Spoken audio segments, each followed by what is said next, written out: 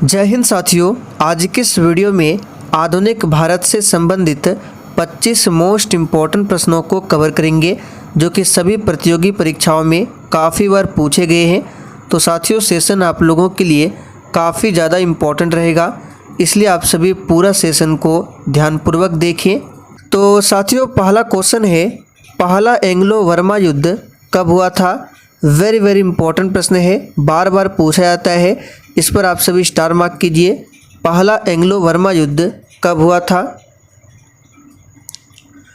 तो साथियों, यहाँ पर पहले प्रश्न का सही जवाब है सी ऑप्शन, 1824 से 26 में हुआ था पहला एंग्लो वर्मा युद्ध।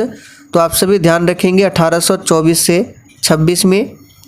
चलिए, दूसरा प्रश्न है, निम्नलिखित में से कौन सा विकल्प सुमेलित नहीं है? सभी ऑप्शन को ध्यान से पढ़िए, बिल्कुल आपको सोच समझकर आंसर करने हैं। और साथियों, पिछले 2-3 दिन से इस चैनल पर क्लास बंद है क्योंकि अभी बिहार पुलिस का एग्ज़ाम चल रहा है, जिसके कारण मेरा जो पहला चैनल है सक्सेस वर्ल्ड MCQ, उस पर एक्स्ट्रा क्लास लेना पड़ रहा है, जिसके कारण अभी रेगुलर क्लास नहीं हो पा रहा है। तो निम्नलिखित में से कौन सा विकल्प सुमेलित नहीं है? स्वराज दल की बात करें तो CR दास दिया गया, चितरंजन दास बिल्कुल सही है। वैज्ञानिक समाज MN रॉय, ये भी सही है। भूदान आंदोलन के प्रवर्तक विनोबा भावे, ये भी सही है। लेकिन वेद समाज दिया गया है घरालू नायडू, बिल्कुल गलत है। वेद समाज का होगा आपका केशव चंद सेन, याद रखिएगा, केशव चंद सेन ने वेद समाज की स्थापना की थी। सभी फैक्ट को ध्यान रखें। चलिए आगे देखिए, निम्नलिखित में से कौन सा किला तमिलनाडु में स्थित है? और साथियों, आज के इस प्रैक्टिस सेट में आप लोग कितने प्रश्न सही कर पाते हैं, सेशन के लास्ट में आपको कमेंट करके अपना अपना स्कोर जरूर बताना है। तो यहाँ पर सही जवाब है मोनेरा का किला, याद रखिएगा, मनोरा का किला ये कहाँ पर है? तो तमिलनाडु में स्थित है, इसलिए यहाँ पर आपका ए ऑप्शन सही जवाब है। चलिए आगे देखिए, किस स्वतंत्रता सेनानी के मुंडकोपनिषद से लिए गए शब्द सत्यमेव जयते को लोकप्रिय बनाया था? यानी कि किस स्वतंत्रता सेनानी ने जो ये सत्यमेव जयते शब्द है इसको लोकप्रिय बनाया था? तो प्यारे साथियों, यहाँ पर चौथे प्रश्न का आंसर जो ही बच्चे ऑप्शन ए बता रहे हैं उनका बिल्कुल सही जवाब है मदन मोहन मालवीय ने। सत्यमेव जयते की बात करें तो ये भारत का राष्ट्रीय आदर्श वाक्य है जिसे मुंडक उपनिषद से लिया गया है। चलिए आगे देखिए, इनमें से किसने लाल कुर्ती आंदोलन चलाया था? बिल्कुल सोच समझकर आंसर करना है। इनमें से किसने लाल कुर्ती आंदोलन चलाया था? तो साथियों, पांचवें प्रश्न का सही जवाब है खान अब्दुल गफ्फार खान, जिसे सीमांत गांधी या फिर फ्रंटियर गांधी भी कहा जाता है, खान अब्दुल गफ्फार खान को। चलिए आगे बढ़ते हैं, खुदाई खिदमतगार नामक संगठन के सदस्य किस नाम से लोकप्रिय थे? बिल्कुल टॉप लेवल का क्वेश्चन है, फटाफट से आंसर कीजिए। तो साथियों, छठे प्रश्न का यहाँ पर सही जवाब है पहला ऑप्शन, लाल कुर्ती के नाम से लोकप्रिय थे, याद रखिएगा। और लाल कुर्ती इस आंदोलन को किसने चलाया था? तो खान अब्दुल गफ्फार खान ने, सभी को ध्यान रखेंगे।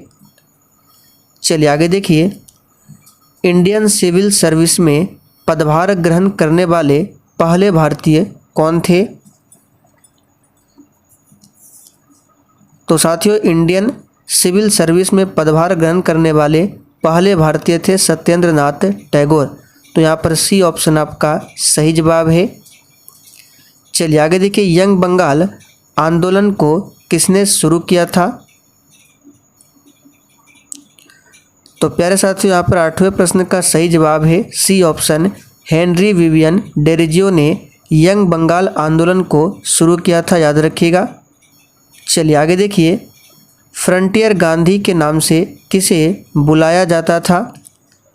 तो अभी हमने आपको थोड़ी देर पहले ऊपर बताया था, फ्रंटियर गांधी या फिर सीमांत गांधी किसे कहा जाता है? तो खान अब्दुल गफ्फार खान को।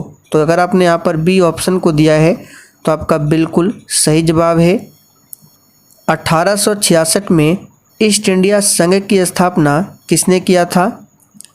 चलिए 10 के लिए फटाफट से आंसर कीजिए। और साथियों, जिसने अभी तक सेशन को लाइक नहीं किया है, फटाफट से आप सभी सेशन को भी लाइक करें। तो ईस्ट इंडिया संघ की स्थापना कब होती है? तो 1866 में। किसने किया था? तो दादा भाई नौरोजी ने, याद रखिएगा। कहाँ पर किया था? तो ब्रिटेन में। आगे देखिए, इनमें से किस महासागर का नाम स्वतंत्रता के बाद से अब तक नहीं बदला गया? तो यहाँ पे देखिए महानगर होगा, महासागर नहीं होगा।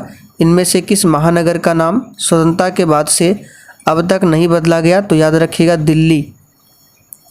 चलिए आगे देखिए, भारत में सांप्रदायिक निर्वाचन का जनक किसे कहा जाता है?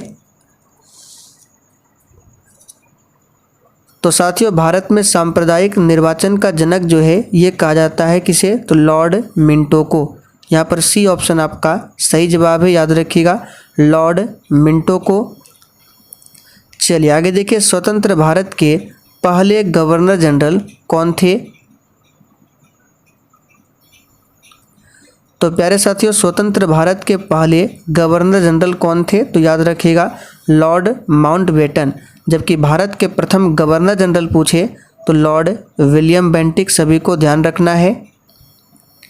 चलिए आगे देखिए, भारत में निम्नलिखित में से किस स्थानीय स्वशासन का जनक माना जाता है?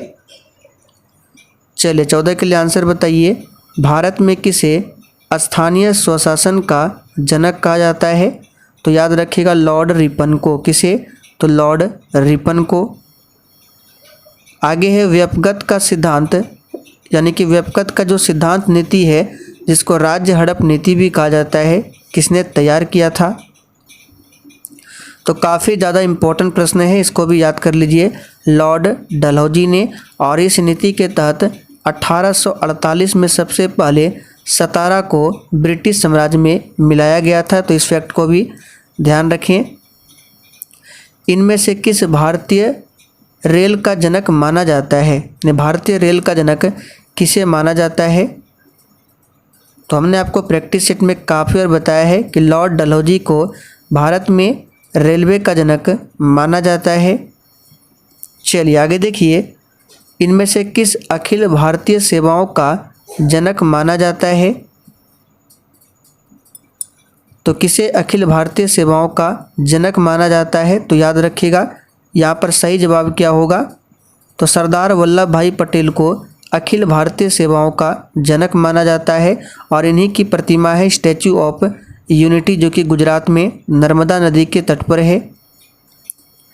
इनमें से किस भारतीय महिला ने गांधी जी के साथ द्वितीय गोलमेज सम्मेलन में भाग लिया था? चलिए वेरी इंपॉर्टेंट क्वेश्चन है, आंसर बताइए। तो यहाँ पर 18वें प्रश्न का सही जवाब है सरोजनी नायडू ने। और द्वितीय गोलमेज सम्मेलन कब हुआ था? तो 1931 में, पहला 30 में, दूसरा 31 में और तीसरा 1932 में। चलिए अगला प्रश्न है, दूसरा भारतीय गोलमेज सम्मेलन कब शुरू हुआ था? तो अभी हमने आपको बताया 1931 में शुरू हुआ, लेकिन कब, किस महीने में? तो याद रखिएगा, सितंबर 1931 में।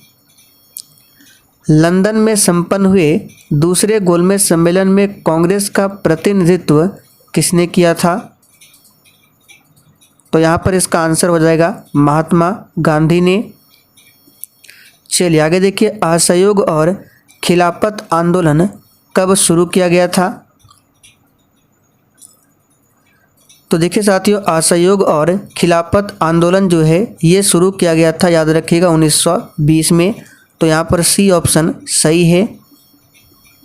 असहयोग आंदोलन के दौरान चौरी चौरा की घटना उत्तर प्रदेश के किस जिले में हुई थी? तो देखिए, चौरी चौरा की घटना असहयोग आंदोलन के दौरान घटित हुई थी और उत्तर प्रदेश के कहाँ पर? तो गोरखपुर में। तो यहाँ पर पहला ऑप्शन आपका सही जवाब है।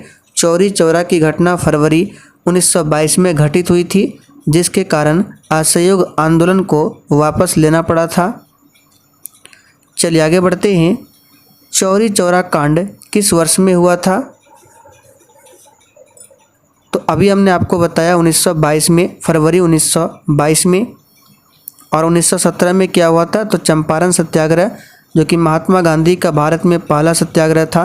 1919 में जालियांवाला बाग हत्याकांड की घटना होती है पंजाब के अमृतसर में। लाहौर कांग्रेस अधिवेशन के अध्यक्ष कौन थे? तो काफ़ी ज़्यादा महत्वपूर्ण प्रश्न है। लाहौर अधिवेशन जो कि 1929 में हुआ था, जवाहरलाल नेहरू इसके अध्यक्ष थे। और 1931 का जो कराची अधिवेशन था, इसकी अध्यक्षता किसने किया था? आप लोग थोड़ा सा कमेंट करके बताइए।